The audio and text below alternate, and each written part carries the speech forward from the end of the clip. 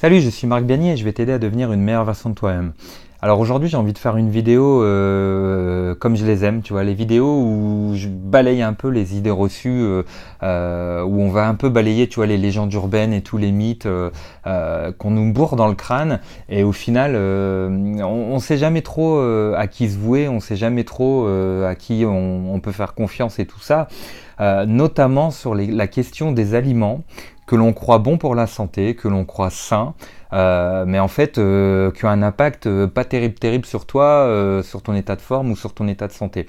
Tu vois, quelque part, c'est normal qu'on soit un peu paumé parce que, je l'ai toujours dit, tu as des études qui sortent et qui se contredisent constamment. Tu sais jamais, par exemple, si tu as le droit de manger de la viande, si tu peux pas en manger. Un coup, certains chercheurs vont te dire que ça donne le cancer, d'autres vont dire que c'est grâce à ça que le cerveau humain commence à se développer, à augmenter en taille et donc à stimuler notre intelligence et nous donner des capacités de survie plus développées tout simplement. On nous parle des protéines, est-ce qu'il vaut mieux aller les chercher justement dans la viande ou dans d'autres aliments. Après, tu as certaines études qui vont dire qu'on était des chasseurs-cueilleurs, d'autres qui vont dire qu'on était que des... Enfin, c'est limite si on n'était pas prévu pour juste être des herbivores ou manger, tu vois, manger des plantes et manger des fruits et des légumes, quoi.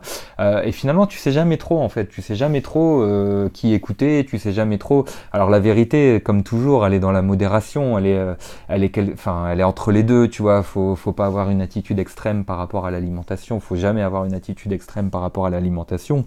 Ceci dit, il existe tout un tas d'aliments où on se fout clairement de notre gueule, tu vois. Là, c'est pas, enfin, modération ou pas, on nous prend vraiment pour des pigeons.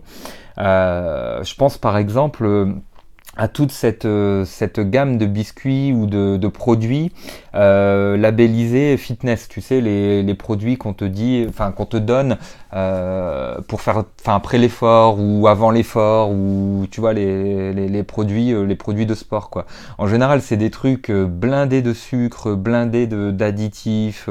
Enfin, c'est de la vraie saloperie, c'est immonde. Et t'as des boissons aussi. Alors je vais pas les citer parce que je vais avoir des problèmes avec la marque. Tu vas immédiatement voir de quelle boisson je parle, mais tu as des boissons qu'on te vend comme des boissons fitness, et les trucs, c'est des concentrés de sucre, enfin, c'est des dégueulasseries absolues. Enfin, je comprends même pas que ce genre de marketing puisse passer, tu vois, que l'on puisse autoriser des gens enfin, qu'on les induise en erreur, quoi, en disant, ouais, ça c'est des produits fitness, alors qu'en fait, c'est des produits qui ont un impact désastreux sur ton poids, quoi.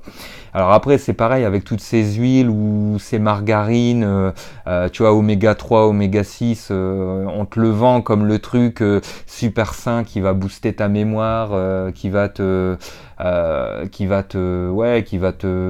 renforcer ta circulation sanguine, ou j'en sais rien, t'entends toujours des conneries pas possibles. Euh, Enfin, et du coup, le résultat, c'est quoi? C'est les gens qui font frire, qui font cuire leurs aliments avec ça. Ça, c'est typiquement le genre de, tu vois, c'est des huiles végétales transformées, quoi. C'est des choses qui sont néfastes pour toi. Faut arrêter avec ça. Faut arrêter les conneries. T'as pas besoin de ça pour rehausser le goût. T'as pas besoin de ça pour faire la cuisine. Il y a un moment, faut séparer le mythe de la réalité. Il faut arrêter de se laisser berner par ce genre de marketing à deux balles.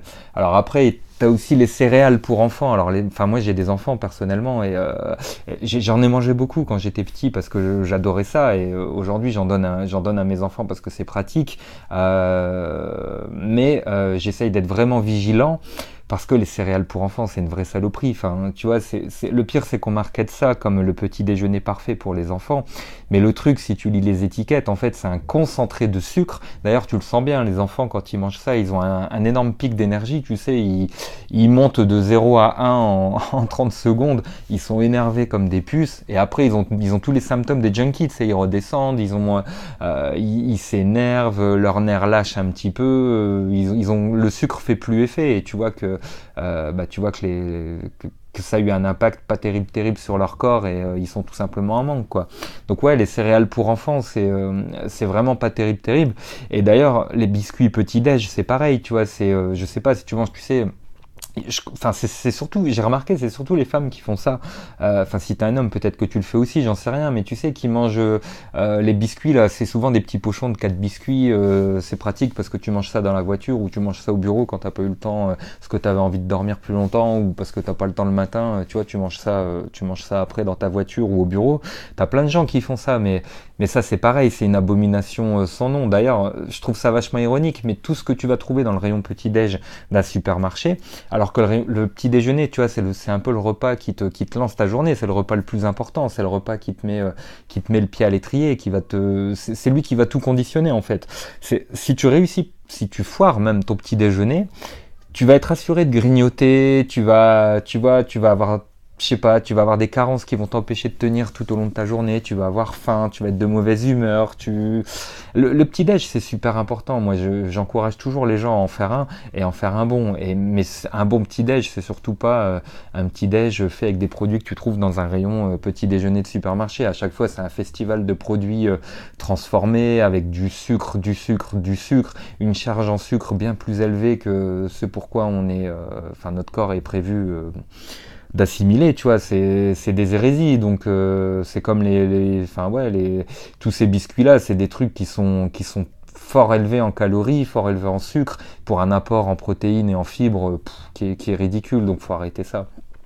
Après, t'as les yaourts aussi dans le genre, dans le genre bonne légende urbaine à la con. Alors les yaourts, aujourd'hui, t'as même des pubs qui te montrent que ça te guérit les problèmes de digestion, les problèmes de concentration, les problèmes de, enfin, qu'est-ce qu'on leur fait pas dire? Faut arrêter le délire. Les yaourts, regarde un peu, je t'encourage à regarder les étiquettes des yaourts, c'est blindé de sucre. T'as même des yaourts qui sont encore plus chargés en sucre que les glaces, tu vois. C'est limite, c'est des petits pots comme ça de 120 grammes blindés de saloperies. Les yaourts industriels, c'est une horreur, tu vois. C'est vraiment le genre de truc, faut arrêter avec ça. Alors après, t'as d'autres trucs aussi qui sont pas nécessairement mauvais, mais qui sont pas non plus ultra bons, tu vois, dans la zone grise, tu sais pas trop. Par exemple, t'as le maïs, bah enfin, c'est quasiment des calories vides, quoi. C'est le truc en termes de nutriments, t'as rien dedans bon. C'est le genre d'aliment neutre, bon, so what, quoi, tu sais pas trop le bénéfice que ça peut avoir sur toi.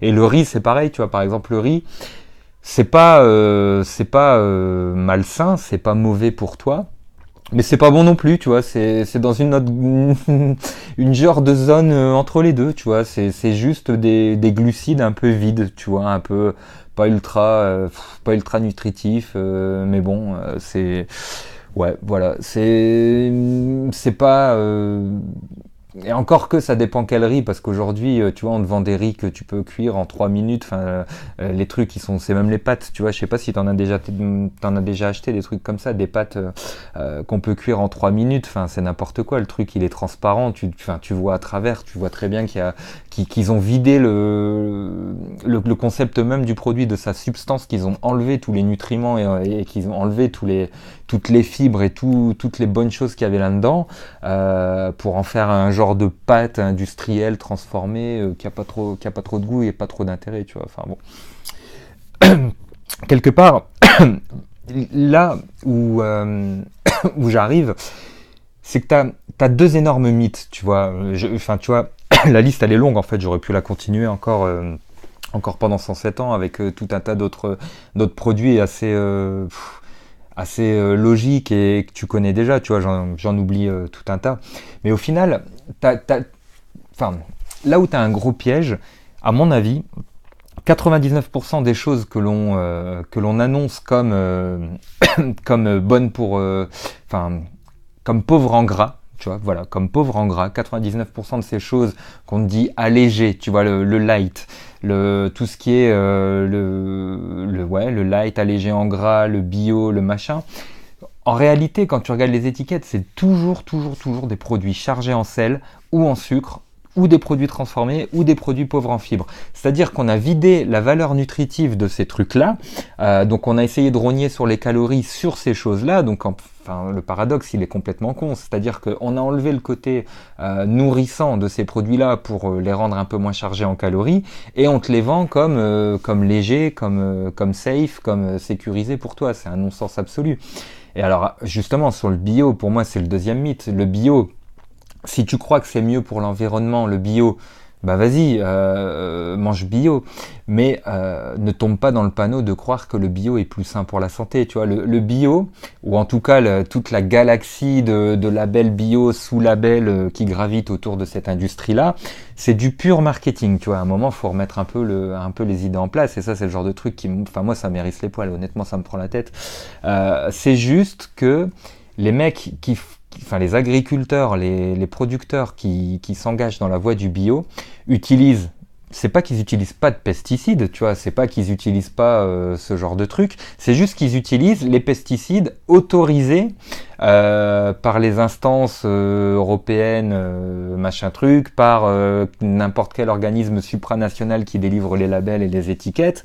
Mais la plupart du temps, tu vois, c'est des produits qui nécessitent encore plus d'irrigation, où en gros, enfin, paradoxalement, tu dépenses encore plus d'énergie que l'agriculture intensive, que l'agriculture, tu vois, la pure agriculture capitaliste millimétrée, comme tu peux voir dans la grande distribution.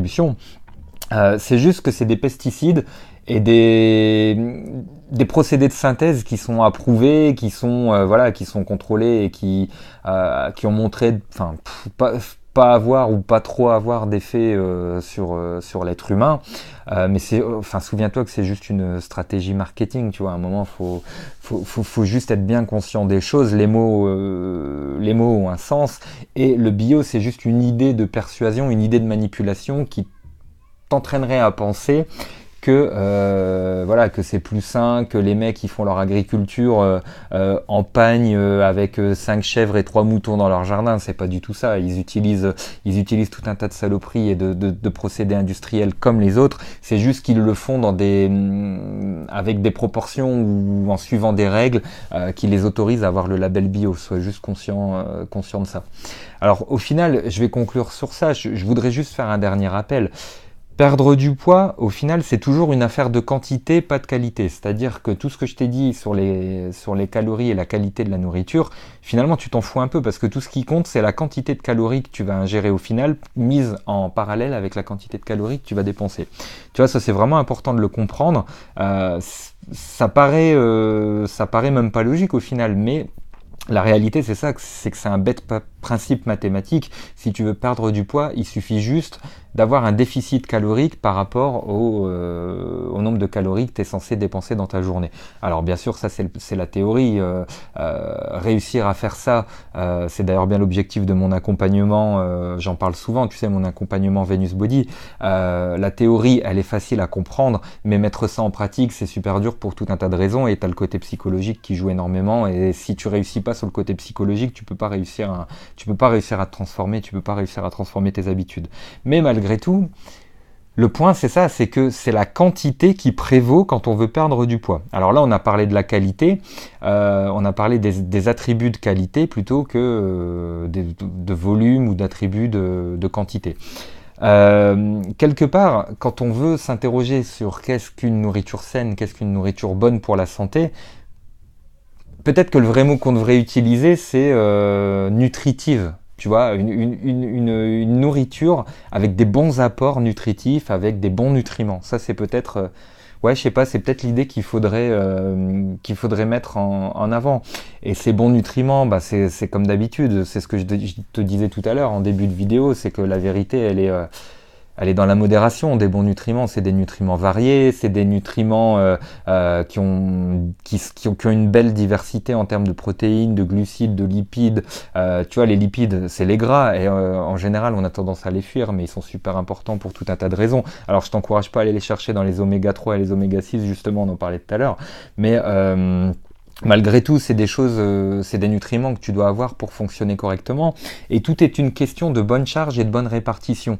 Tu vois, tu dois avoir un bon équilibre entre ces protéines, qui développent un peu tes muscles, qui assurent tes fonctions vitales de fonctionner correctement, entre ces glucides qui te donnent une bonne énergie, qui te permettent de tenir sans grignoter, en gardant une humeur un peu égale, un peu constante, entre ces lipides aussi, tous ces gras qui favorisent tes connexions neuronales, qui favorise, ouais, qui favorise ta pression sanguine et tout un tas de choses. C'est des choses super importantes, le fonctionnement de tes organes, tout ça. Voilà, t'as un bon mix à trouver. Alors, c'est un travail qui est titanesque, qui est quasiment impossible à faire tout seul.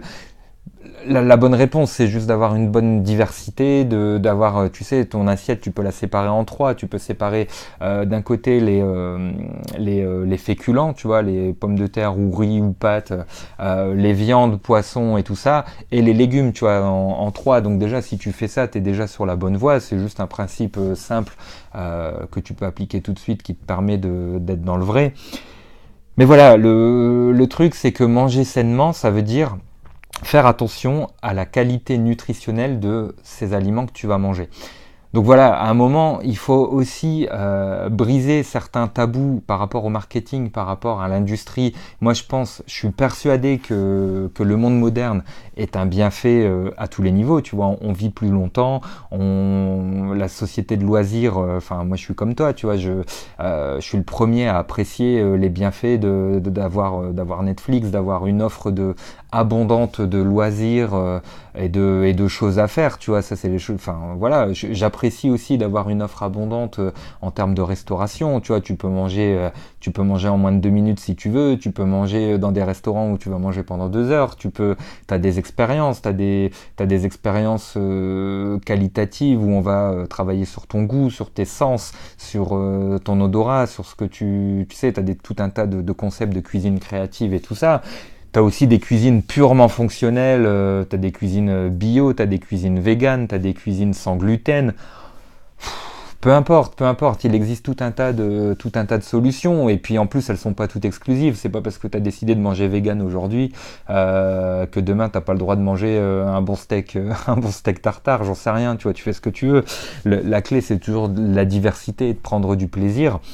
Mais moi, je voulais juste revenir sur le fait que parfois, surtout quand il y a un renfort de marketing, quand il y a un budget derrière, on annonce des produits comme bons pour la santé et c'est rarement le cas. Donc voilà, je voulais juste te dire ça. Je sais pas, j'imagine que tu le savais déjà et j'imagine que bon voilà, j'ai pas non plus réinventé l'eau chaude, mais je pense que des fois ça fait aussi du bien de se rappeler ce genre de choses et que voilà, t'es pas seul à avoir compris ça. Et à un moment, c'est à toi aussi de reprendre un peu les rênes, de reprendre le pouvoir sur ce que tu manges et sur ce que tu achètes. C'est aussi une façon d'avoir le contrôle et je pense que ça fait du bien. Voilà, sur ce, je te dis à bientôt pour de nouvelles aventures. Passe une excellente soirée. Salut!